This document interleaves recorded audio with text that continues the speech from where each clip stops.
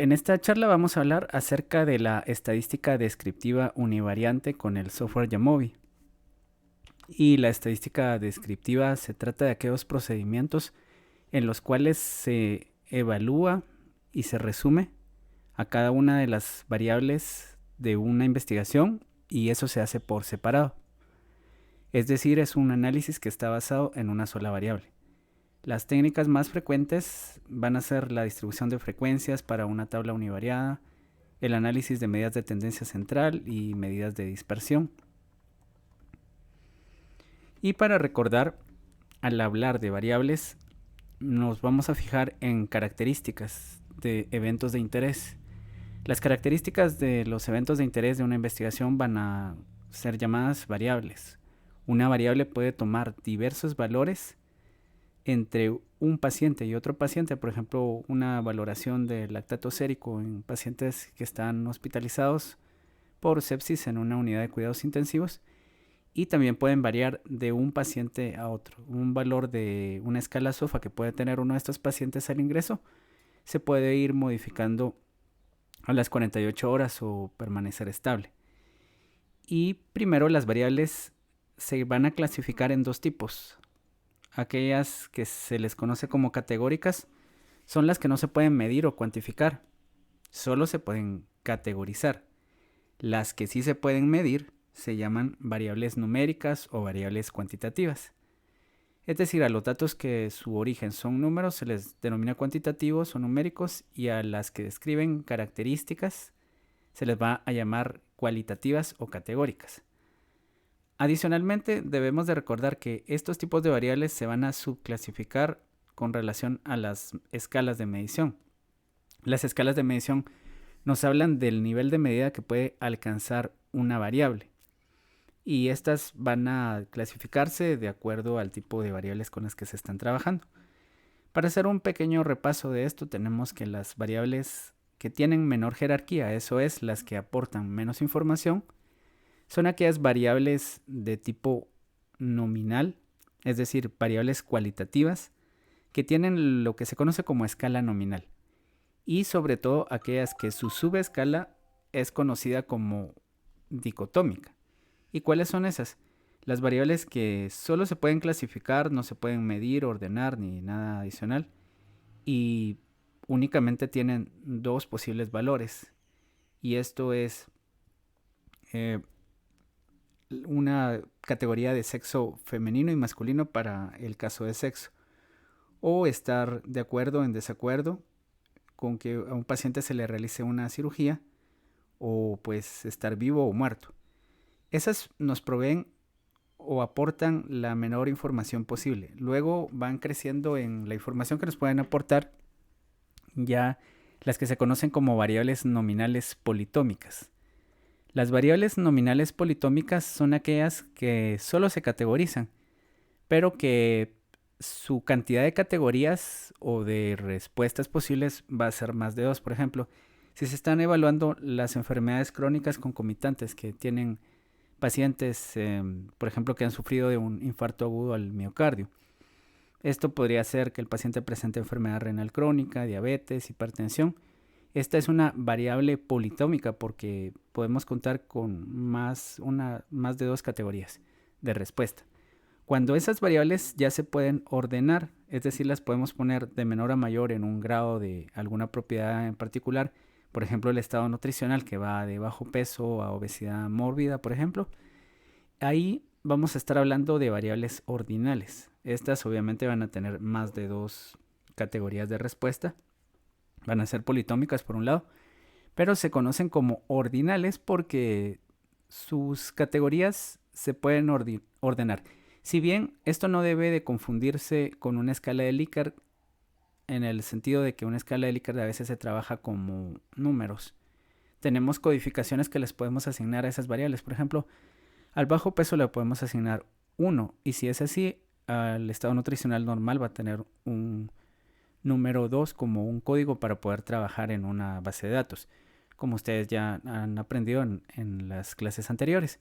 Sin embargo, estos números no son números reales, son simplemente códigos que nos están hablando de un orden, porque de un grado a otro no es que haya una distancia exactamente igual. Eso mismo aplica para las escalas Likert y las pruebas psicométricas de calidad de vida, de riesgo de ansiedad, de depresión. Esas son variables ordinales. Incluso los instrumentos que se utilizan para medir el conocimiento. Luego estaría el cociente intelectual, que ya es una variable de tipo cuantitativa, pero es de las variables cuantitativas más sencillas. Por ejemplo, esas que se conocen como las que poseen la escala de intervalo. La escala de intervalo es aquella que no posee un cero absoluto. Eso quiere decir que un cero de estas escalas solo es de referencia, como puede ser la escala de temperatura que tenemos, si bien la escala Celsius y la escala centígrada y la escala de Fahrenheit, manejan diferentes ceros, pero esos son ceros simplemente relativos de posición. Mientras tanto, las escalas de razón, como el número de hijos o el peso, están hablando que si tenemos un cero, esa propiedad está ausente. Una persona con 0 hijos es aquella persona que no tiene ningún hijo. Y si tenemos en una balanza que la balanza nos está marcando 0, es porque sobre el platillo no hay ningún objeto, es decir, no se está midiendo ningún peso. Eso es el 0 absoluto. Esas que tienen 0 absoluto se conocen como variables de razón. Y estas variables todavía tienen una subescala que sería discreta y continua, que aplica tanto para las de intervalo como para las de razón. Las discretas son aquellas que no se pueden dividir. El número de hijos no se puede dividir. Una persona tiene 2 o 3 hijos, pero no un número intermedio entre esos dos valores. Mientras que el peso, ese sí, se puede medir con gran precisión a medida que tuviéramos balanzas más exactas, más precisas, podemos llegar a hablar de más decimales. Entonces, esas mediciones que admiten divisiones y son divisiones infinitas, van a ser las variables de razón. Ahí tenemos ya un pequeño repaso de cómo se estudian estas variables. Ya se habló aquí de cada una de las escalas. Sabemos de que la escala que tiene menor jerarquía, eso es la que aporta menos información, va a ser la escala de nominal dicotómica, y la que presenta mayor jerarquía, es decir, mayor información, es aquella variable de tipo razón y que es continua. También está el concepto importante de variables blandas y variables duras. Las variables duras son aquellas que tienen un nivel de medición bastante fuerte para el cual se pueden hacer predicciones. Por ejemplo, una predicción sería que si tenemos una lata de metal o un tubo de metal, un cilindro de metal, el cual tiene una altura y un diámetro específicos bien definidos, y si el objeto es bastante uniforme y pesa 1 kilo, lo partimos a la mitad con un láser, por ejemplo, sabemos desde el principio que es muy probable que cada mitad vaya a pesar 500 miligramos. Esto es por la fortaleza de esta medición, que es el peso. Pero las variables blandas son aquellas que tienen un alto grado de subjetividad. Por ejemplo, si una persona en una evaluación que se hizo sobre conocimientos sobre VIH tiene una puntuación de 20, que sería la nota total, y otra tiene solo 10 puntos, no quiere decir que la persona que tiene 20 puntos sepa el doble o tenga el doble de conocimiento sobre ese tema. Son simplificaciones y acercamientos a la medición de ciertos objetos que tienen un alto grado de subjetividad. Eso se conocen como variables blandas. De esto, pues, todos los instrumentos psicométricos que miden calidad de vida, depresión, etc., esos son variables blandas. Y finalmente, aquí tenemos un cuadro para recordarnos de cuáles son los procedimientos que se pueden utilizar para los diferentes tipos de análisis estadístico en función de las escalas de medición y de las variables con las que se está trabajando. Las variables cualitativas, los gráficos que se usan son de barras generalmente. Podemos usar pi para variables dicotómicas.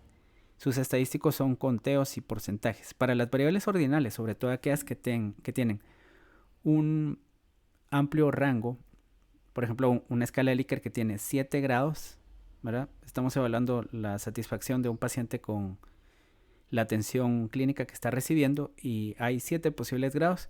Podríamos resumir eso a través de una medida que se conoce como mediana y los cuartiles también. y hacer una representación gráfica con un boxplot. Para el caso de las variables cuantitativas podemos usar como gráficos, boxplot, histogramas, barras, pero para las que son de tipo discretas, aquellas que solo son conteos, ahí deberíamos de usar los boxplot sobre todo. Los estadísticos pueden ser media, desviación estándar, mediana y cuartiles. Pero una cosa que es importante es que aquellas variables que tienen una escala de medición blanda, que ya sabemos qué significa, esas es mejor resumirlas a través de mediana y cuartiles. Estas variables generalmente no van a tener una distribución normal y esa es la razón más importante.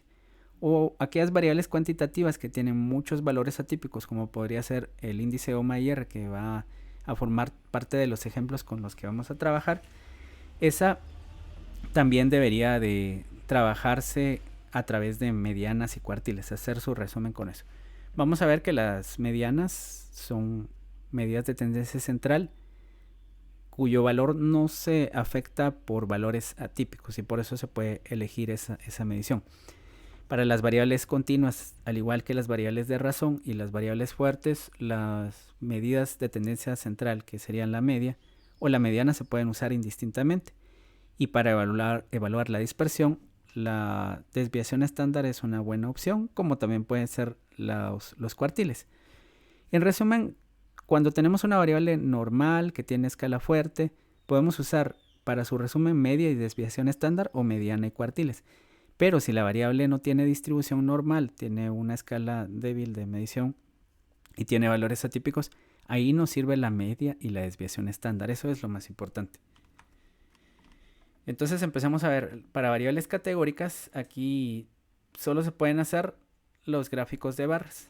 Para ello, pues, yo ya tengo la data frame abierta acá y es con la que se han trabajado los ejemplos anteriores.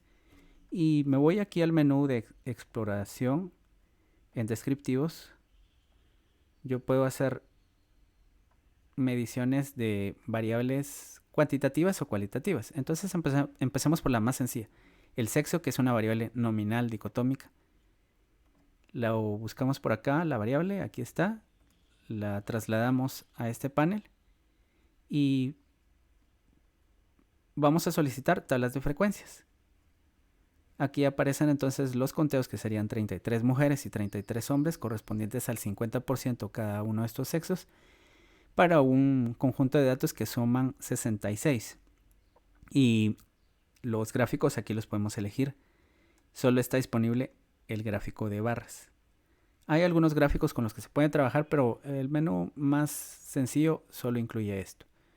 Recuerden que para poder recuperar esto, yo puedo dar un clic acá y exportarlo a un formato de PDF. Podría ser, o un formato de HTML. También puedo tomar acá este cuadro, copiarlo y trasladarlo a Word o Excel para modificarlo. Y para esto también copiar y pegarlo en otro documento. Luego están las variables politómicas. Aquí no tengo una variable politómica, pero podría utilizar esta que es el estado nutricional. Son las clasificaciones de normal y sobrepeso, obesidad. Recuerden que esta es una variable ordinal.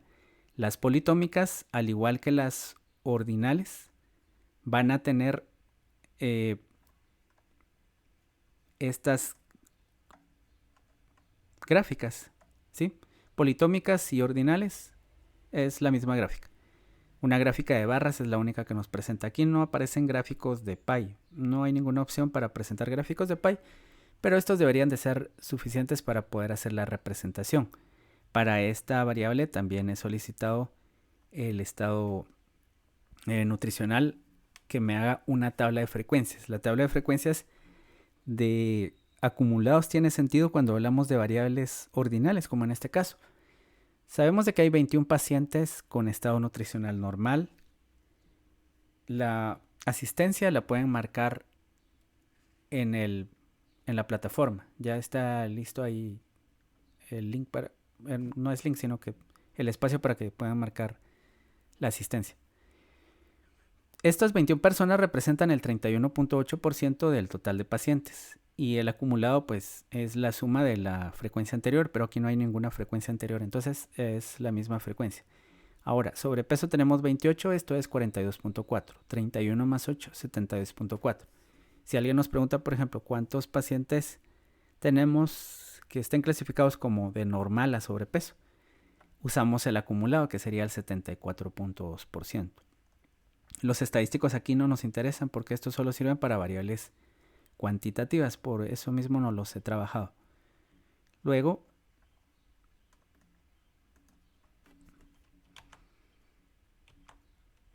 de las variables ordinales es importante que estén definidos los códigos de la manera adecuada. Es decir, que la representación esté en orden. Aquí tenemos normal, sobrepeso, obesidad. No importa que esta frecuencia sea más alta. Lo importante es que se conserve esto acá. Si tenemos, por ejemplo, el nivel educativo, la primera categoría que debería aparecer en nuestro gráfico debería ser, por ejemplo, sin educación académica, luego primaria, luego secundaria, etc. Y esto se recuerdan que en Jamovi lo podemos trabajar a través de la variable que está por acá, para esta que se llama el estado nutricional. Le doy un clic acá y corroboro que de hecho los rangos están ordenados con códigos adecuados. Esto es, el estado nutricional tiene el código 1, el sobrepeso 2 y 3. Eso pues ya lo vimos en una charla anterior.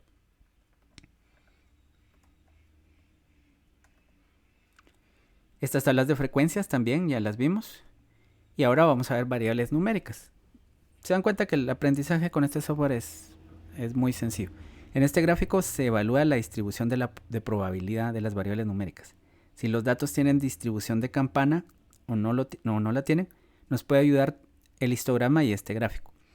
Pero eso de preguntarse si los datos son normales, en algún momento se lo van a preguntar ustedes con sus investigaciones, solo aplica para variables cuantitativas. Las variables cualitativas, esas pues son cualitativas.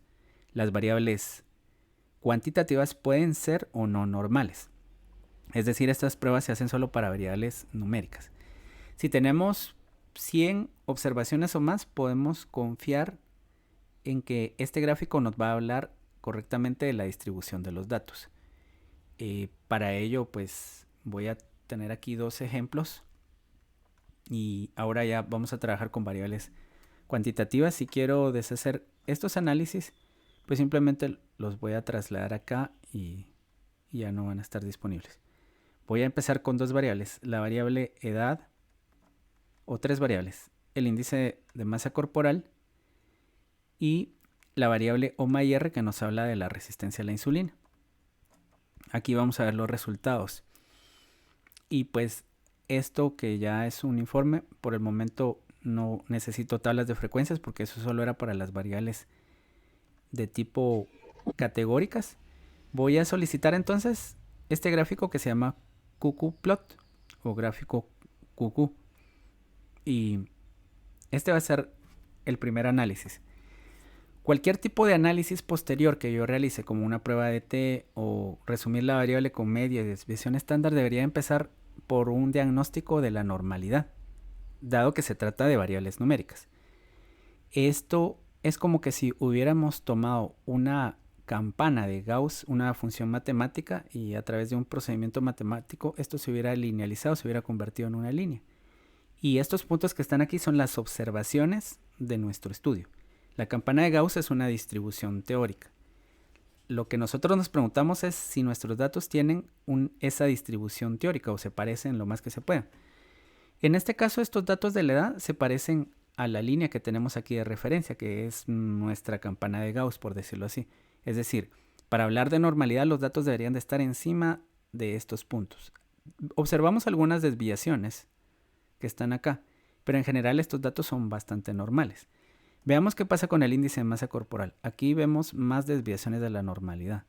Bueno, el índice de masa corporal, por esos valores de pacientes con bajo peso o infrapeso, que son poco frecuentes, y los pacientes que tienen obesidad mórbida, que también son pocos frecuentes, ustedes lo observan a diario en sus servicios, independientemente de la residencia que estén realizando. Entonces, eso va a hacer que estos datos no sean tan normales, ya no están tan pegados aquí a la línea de referencia, pero en general se pueden considerar como normales.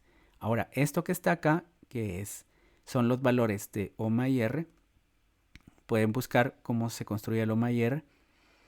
Estos valores son no normales. Si se dan cuenta, se alejan bastante de la línea de referencia. Y podemos continuar nuestro análisis a través del histograma. El histograma también es un gráfico de diagnóstico que se utiliza bastante. Y para ello, yo reviso cuál es la distribución. Si esto se me hace que se parece a una campana, esto es normal. En general tiene una distribución más o menos campaniforme. El índice de masa corporal tiene pues una distribución que ya no es tan normal. Esto se podría considerar como una distribución puntiaguda que se le llama leptocúrtica. Una distribución que es achatada se llama platicúrtica. Y para el caso del OMA y R, esta distribución está sesgada. Entonces ven, no es simétrica. Las otras son más o menos simétricas. Sí vemos algunos pequeños sesgos. Cuando no es simétrica es que está sesgada. Y esta definitivamente está sesgada. Y vemos aquí valores poco frecuentes, pero que hacen que se desplace bastante la gráfica por acá. Y para ello también tenemos el box plot. El box plot es el gráfico que le llaman el resumen de 5 puntos. El resumen de 5 puntos porque se presenta por acá el valor mínimo, el valor máximo, el cuartil 1, el cuartil 3, la mediana. Para este caso, entonces, yo también puedo hacer el cálculo de estos indicadores a través de los estadísticos y los vamos a ver a continuación. Pero antes de ello, vemos que este histograma está bastante simétrico. Si trazamos una campana imaginaria de aquí para acá, la parte más alta de la campana va a ser donde está la media. Y recuerden que si la media y la mediana tienen valores similares o iguales, la distribución va a ser normal. Cuando la media y la mediana tienen valores diferentes, esa es una distribución asimétrica y eso va a ser posiblemente anormal. El box plot para el índice de masa corporal nos está mostrando este valor atípico, que es de un paciente que tiene pues más de 40 unidades de índice de masa corporal, un paciente con obesidad mórbida. Y para el caso del OMA y R, aquí tenemos bastantes valores atípicos. Bueno, son estos tres, pero hacen que la distribución sea bastante sesgada y para nada normal. El valor que nos sirve de corte, el 3.84, nos dice si el paciente tiene o no resistencia a la insulina. Por favor, si no tienen preguntas, podrían apagar su micrófono. Ok, entonces tenemos acá que los valores que están por arriba de 3.84 van a corresponder a pacientes con resistencia a la insulina. Y este paciente que tiene este valor de 25 unidades, pues es una persona con un valor muy alto, ¿no? Y es un valor atípico. Todo esto nos hace pensar que esta distribución no es normal. Y veamos qué más nos dice la presentación. Bueno, en la presentación pueden encontrar ahí la explicación de cómo se usan estos valores y también el histograma con una función de densidad que solo se marca la función de densidad. Y esto nos da una idea de la normalidad también de los datos y las desviaciones de la normalidad. Aquí vemos de que hay un sesgo y esta punta que está bastante pronunciada, que nos está hablando de algo que se conoce como leptocúrtico. El gráfico de boxplot, como vemos, contiene los valores mínimo, máximo, el cuartil 1, el cuartil 3. ¿Cómo se interpreta? La mediana es el cuartil 2 y la mediana dice que los valores que estén por arriba o por encima de este valor corresponden al 50%. Si la mediana aquí es, qué sé yo, un 27, sí, 27 pensemos, 27.5 o algo así.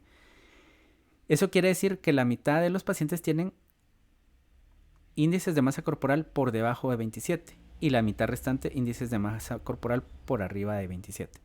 Luego, este que es el cuartil 1 es como un 24.5, pensemos, no sé, 24.8. Este es el cuartil 1. ¿Qué significa cuartil? Que hemos dividido los datos en 4 partes. Y las 4 partes son, aquí tenemos una cuarta parte, aquí otra cuarta parte, aquí otra cuarta parte y aquí otra cuarta parte. los tamaños no los deben de confundir. Eso depende de la distribución de los datos. Una punta puede ser más larga que la otra. Y esto no va a estar en medio de la caja, porque eso depende de la distribución de los datos. Lo que yo sí sé es de que de aquí para acá tengo 25% de datos y de aquí para acá 75%. Esto es, entonces, una cuarta parte de los pacientes tienen un índice de masa corporal de 24.6, por ejemplo, y un 75% tienen 24.6 o más de índice de masa corporal. Y el cuartil 3 es lo que está debajo del cuartil 3, es el 75% de los datos, y lo que está arriba ya solo es el 25% de los datos. Este gráfico de violín además nos da una idea de la distribución de los datos. Y este es un gráfico de violín para el índice OMA-IR. Vemos que la distribución no es para nada normal. Bien, aquí tenemos los datos de resumen. Cuando pedimos estadísticos, nos aparecen todos los que queramos marcar. Por ejemplo, la media, la mediana y la kurtosis. Para este caso particular del índice OMA-IR, la media tiene un valor de 2.49 y la mediana 1.59. Si la media y la mediana no tienen un valor similar, entonces estamos hablando de distribuciones que no son normales. Y la desviación estándar, vean de cuánto es de 3.29 cuando la media es de 2.49. Si la desviación estándar es muy grande en comparación a la media, la distribución tampoco es normal. O si esa desviación estándar es muy pequeña, por ejemplo, si aquí tuviéramos un punto 10, por ejemplo, en comparación a este 1.59, la distribución tampoco es normal porque tiene una variabilidad muy pequeña. Esto es, si la variabilidad es muy grande o es muy pequeña en comparación a la media, los datos no tienen distribución normal. Aparte tenemos el valor mínimo, el valor máximo. Estos son valores de OMA-IR. La kurtosis que aparece acá y el coeficiente de asimetría. El coeficiente de asimetría y la kurtosis van a estar en un rango de normalidad cuando tienen valores entre menos 1 a 1. O podría ser entre menos 1.5 a 1.5. Como vemos, el coeficiente de asimetría se sale de ese rango. Está por arriba de 1.5. ¿Qué nos dice el coeficiente de asimetría? Que hay una gran diferencia entre la media y la mediana, entre los valores que tiene. Entonces, esto también se refleja en el coeficiente de asimetría. Y esto es, la distribución es bastante asimétrica. Y cuando tiene este valor positivo, lo que nos está diciendo es que la media tiene un valor más pequeño, más grande que la mediana. Entonces tiene un sesgo hacia la derecha. Luego está la kurtosis. La kurtosis, que también debe evaluarse entre un rango de menos 1.5 a 1.5, tiene un valor de 32.96. Y esto pues está reflejando pues esta gran variabilidad que hay y que se puede observar a través de la desviación estándar, que es mucho más grande que la mediana. Luego aparecen aquí los percentiles 50, que es lo mismo que decir la mediana, el percentil 25 y el percentil 75. Si este es el percentil 75, lo interpretamos de la siguiente manera. Hay un 25% de pacientes que tienen una mediana, tienen un OMA-IR, de 2.98 o más. Hay un 25%. Y hay un 75% que tienen un OMA-IR de 2.98 o menos. Bueno, lo pueden repasar cuando ya estén revisando su video. ¿Cómo se hace esto? Pues es muy fácil. Tenemos aquí estas variables. Ahora vamos a Statistics. Acá. Yo marco media, mediana. La moda, pues realmente es una estadística que no sirve casi para nada. Son pocos los casos. Aquí marco los cuartiles. Y también voy a marcar la desviación estándar, el rango, la kurtosis. Y aquí está el estadístico de Shapiro-Wilk. Esto no es parte de la estadística descriptiva, pero igual lo voy a marcar. Y también tenemos el histograma con su función de densidad y el boxplot con el violín. Todo esto podemos visualizarlo aquí. Es muy sencillo de hacerlo. Ya lo vemos por acá. Pero ahora me centraré en las mediciones. Las mediciones están acá y aparecen, ¿verdad? Para la edad, la media y la mediana son 46.4 y 47 respectivamente. Tienen valores muy similares. Para el índice de masa corporal 27.7 y 27.8 también nos están reflejando algo que es normal posiblemente.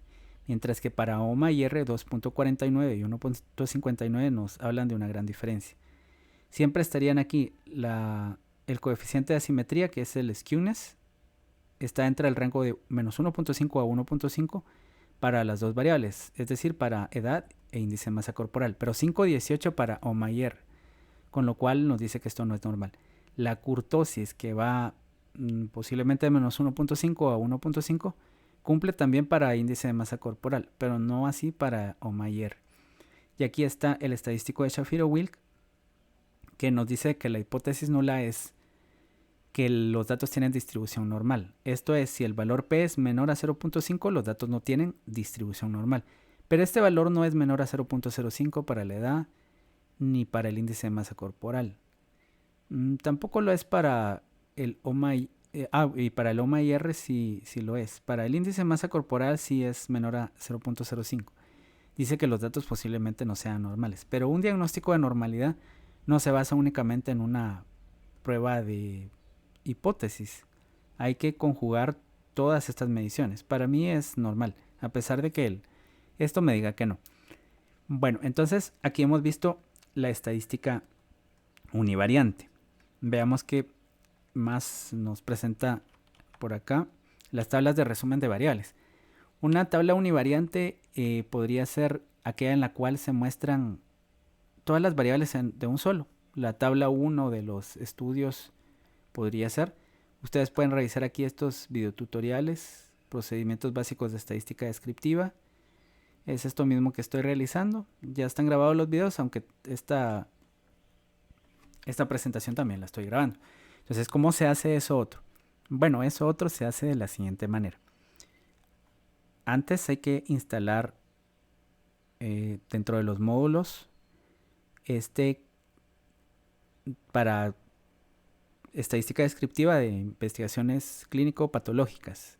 Entonces hay un video donde ustedes saben cómo instalar, y de hecho hicieron una tarea de cómo instalar un programa adicional. Ahora yo lo busco por acá y aquí aparece, por ejemplo, este que se llama Table One.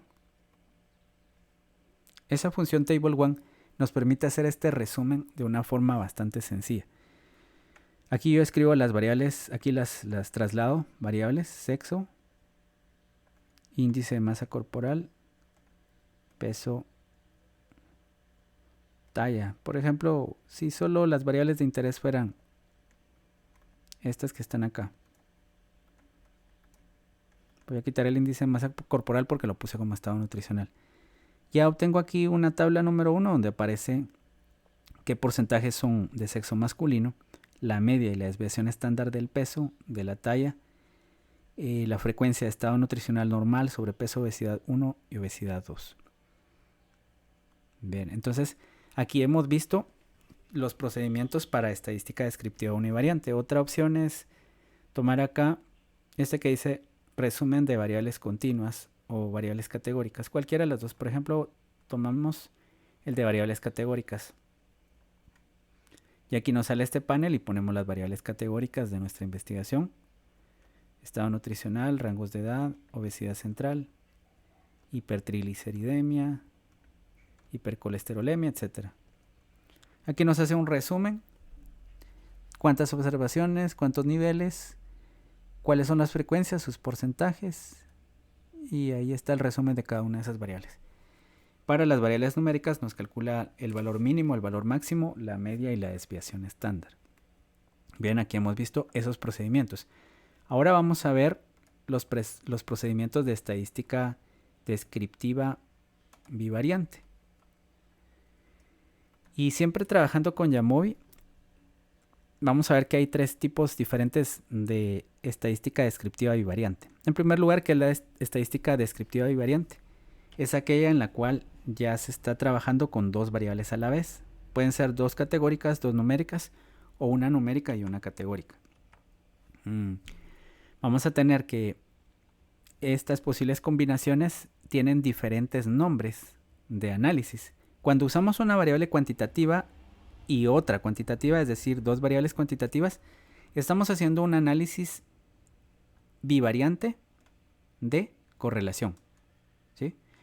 Si las dos variables son cualitativas, es decir, categóricas, estamos haciendo un análisis bivariante de asociación. Y si lo que hacemos es algo mixto, o sea, una cualitativa y otra cuantitativa, hacemos un análisis bivariante de diferencia.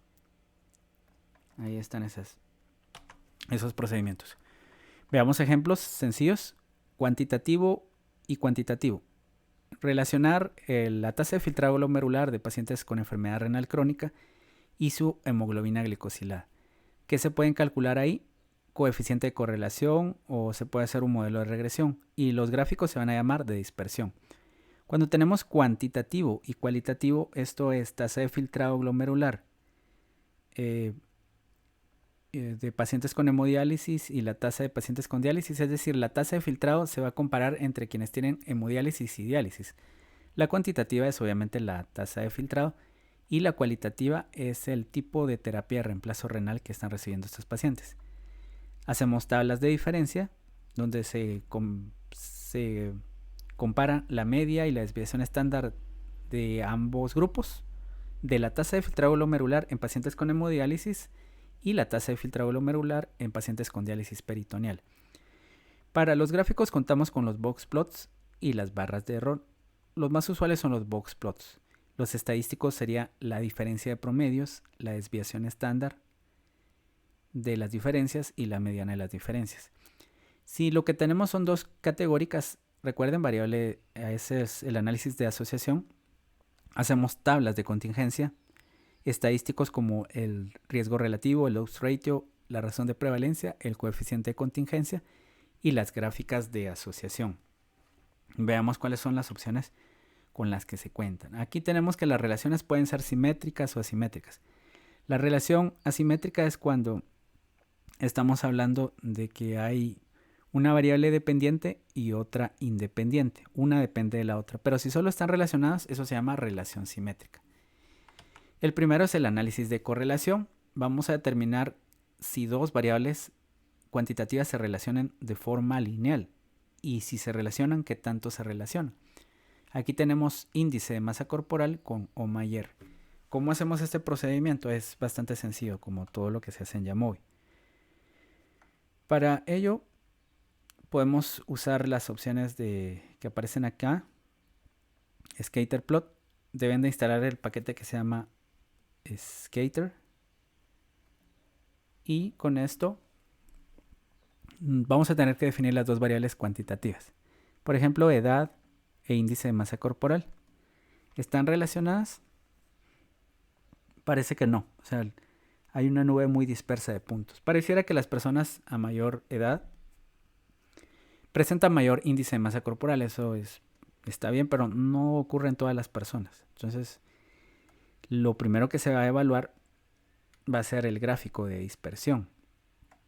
Y ahí tenemos entonces eso, el gráfico de dispersión.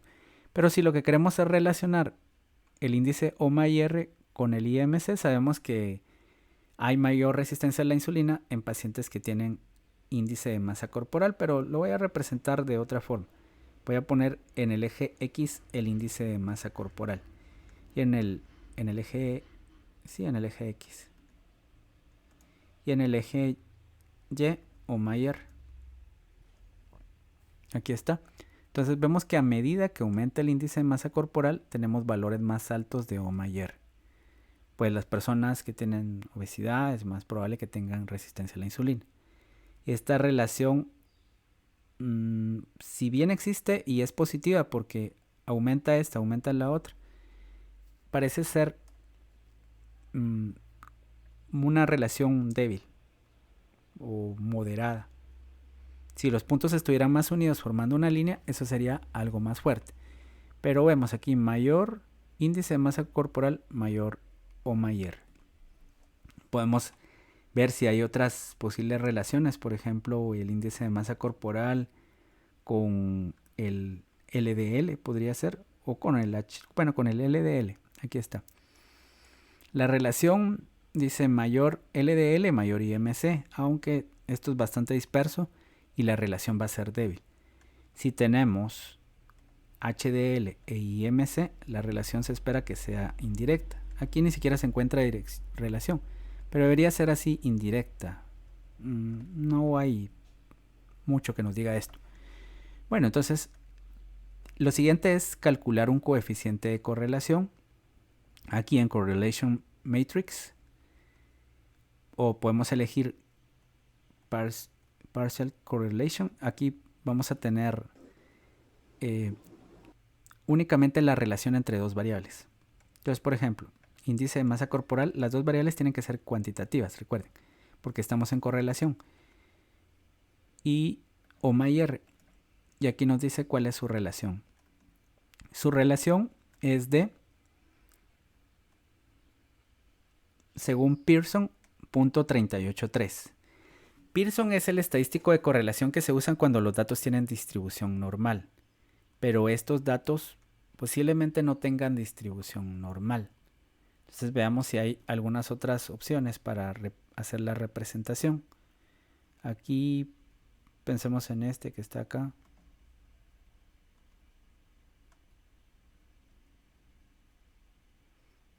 Sí, bueno, esto nos presenta, aquí está el gráfico. Voy a poner las mismas variables que serían índice de masa corporal y OMA y R. Luego el gráfico de correlación que está por acá. Las densidades para las variables para que aparezca como lo que teníamos más o menos en Yamoy en la presentación de Sutori, y los estadísticos.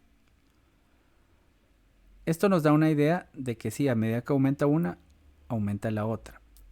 Si el modelo fuera lineal y paramétrico, los datos estarían representando una campana. El índice de masa corporal más o menos tiene una distribución campaniforme, pero el índice OMA y R no, sabemos que está sesgado. Por lo tanto, no podemos usar la correlación de Pearson, porque esa se usa solo si las dos variables tienen distribución normal.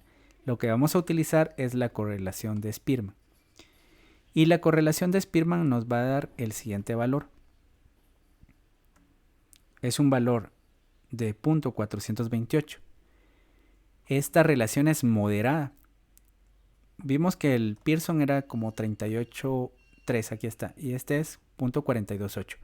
¿Por qué se usa la correlación de Spearman? Porque el OMA y R tiene una distribución no normal. Si una de las dos variables tienen distribución no normal, debemos de utilizar, en vez de Pearson, Spearman. Si las dos variables tienen distribución normal, utilizamos Pearson. Bueno, este sería el análisis para correlación, es decir, dos variables cuantitativas. Ahora, si lo que nosotros tenemos es una mezcla de estas variables. Otra cosa importante aquí.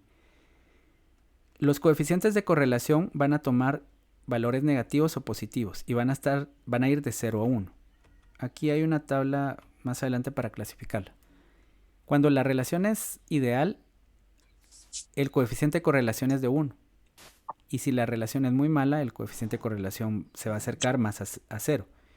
Pero cuando la distribución la vemos así, de esta forma indirecta,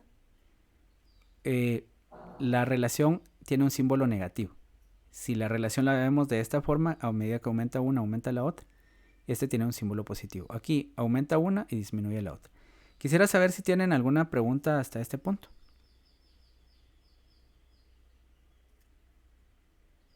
¿Alguna pregunta, alguna inquietud?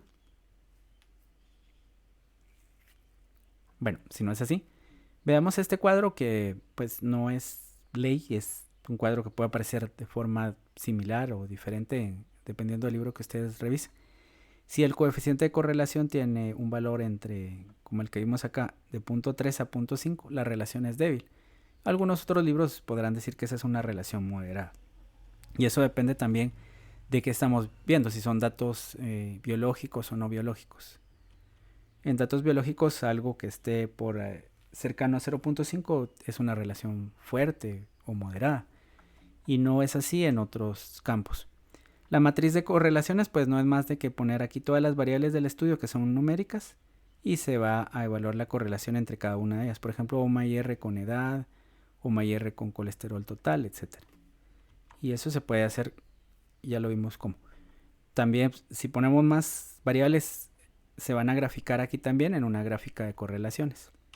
Ahora, para el análisis de asociación, lo que se utilizan son las tablas de contingencia. Por ejemplo, aquí se está relacionando estado nutricional, la clasificación del índice de masa corporal con resistencia a la insulina.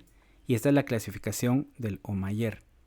Entonces vemos, por ejemplo, aquí en estado nutricional, ¿cuántos tienen resistencia a la insulina? Normal, 4.8. Sobrepeso, 3.6. Obesidad grado 1, 50%. Obesidad grado 2, 42.9. Con esto llegamos a la conclusión que los pacientes con obesidad en general tienen prevalencias de resistencia a la insulina mucho más altas que los pacientes con estado nutricional normal o sobrepeso. Y bueno, aquí vemos cómo se hace esto en Jamovi y es otra vez sencillo. Tablas de contingencia. Por el momento no nos interesa calcular chi cuadrado porque eso es estadística inferencial. Entonces centrémonos solo en las opciones descriptivas. Escribo, por ejemplo, pongo aquí estado nutricional, que es la variable independiente en las filas, y la dependiente en las columnas. En este caso, insulinoresistencia. Estoy usando ahora, como se dan cuenta, las clasificaciones del IMC como estado nutricional y la clasificación del OMA-IR como insulinoresistencia. Y ahí están.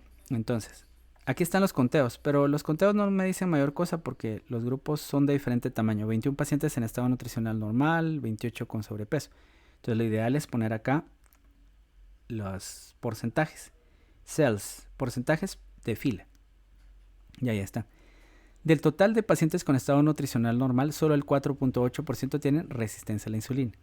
Del total de pacientes con obesidad grado 1, es decir, de 10, 5, o sea, el 50% tienen resistencia a la insulina.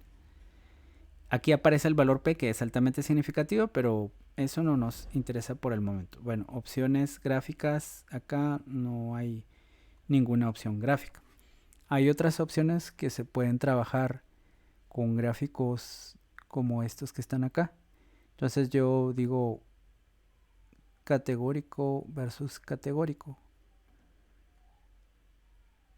Es el paquete JJ-StatPlot, pero vamos a ver esto más detalladamente. Entonces yo aquí digo resistencia a la insulina como variable dependiente y la variable agrupadora va a ser el estado nutricional.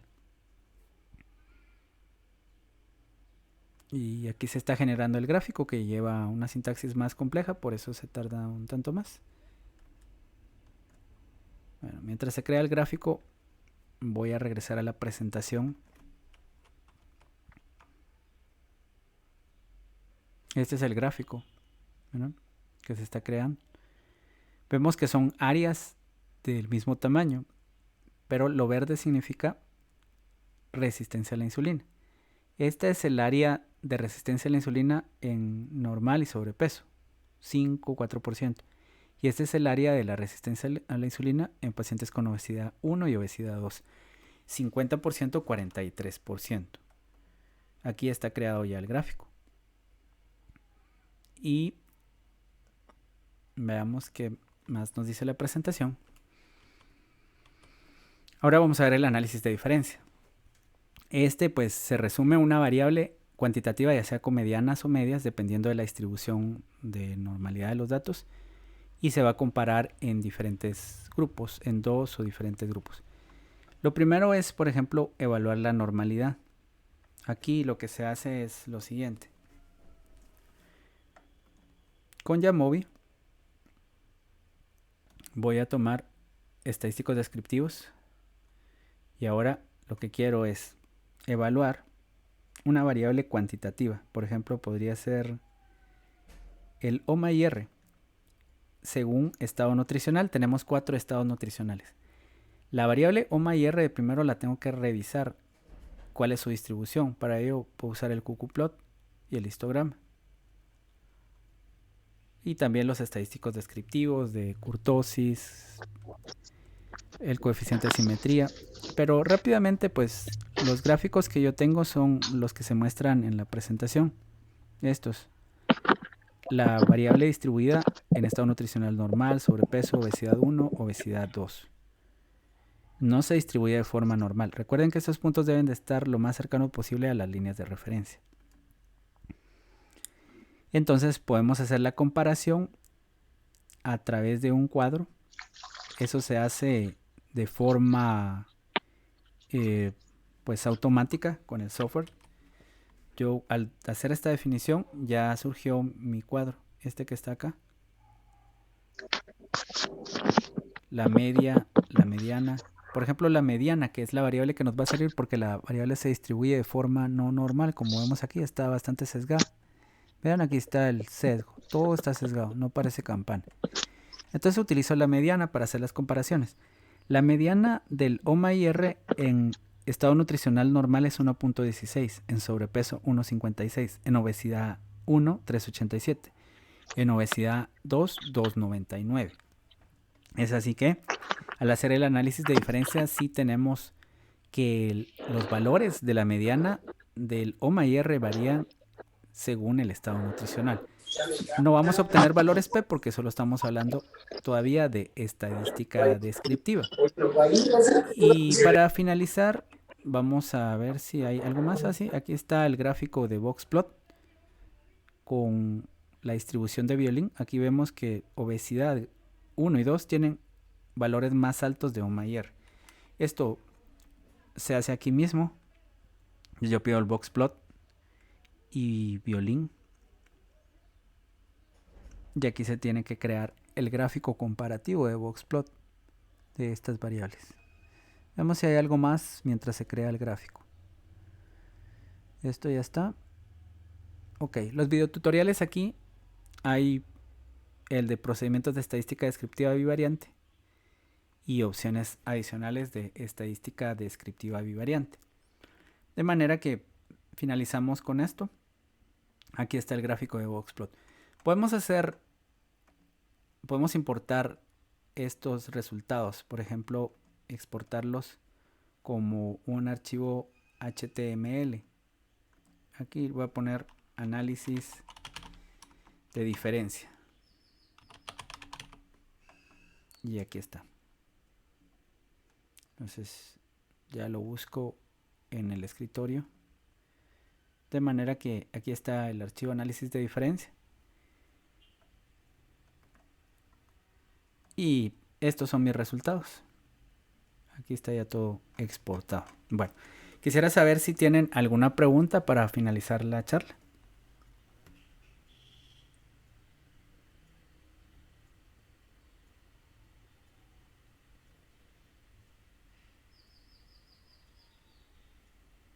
¿No? Ok, si no tienen ninguna pregunta, les agradezco por su atención. Recuerden ahorita que voy a dejar de compartir, enciendan toda su cámara.